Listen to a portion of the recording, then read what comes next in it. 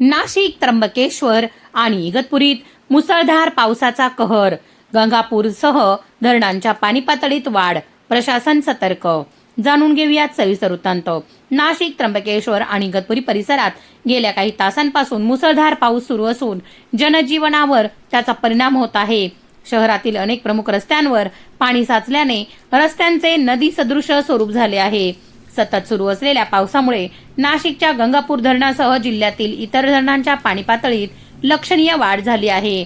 सध्या गंगापूर धरण सुमारे 35% भरले असून पुढील काही दिवसात पाणी साठ्यात आणखी वाढ होण्याची शक्यता आहे. दरम्यान हवामान विभागाने पुढील 5 दिवस जोरदार ते अतिजोरदार पावसाचा इशारा दिला आहे.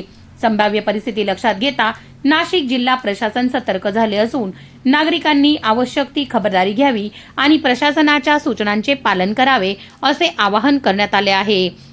शौर्य रणरागिणी न्यूजसाठी ब्युरो रिपोर्ट, नाशिक.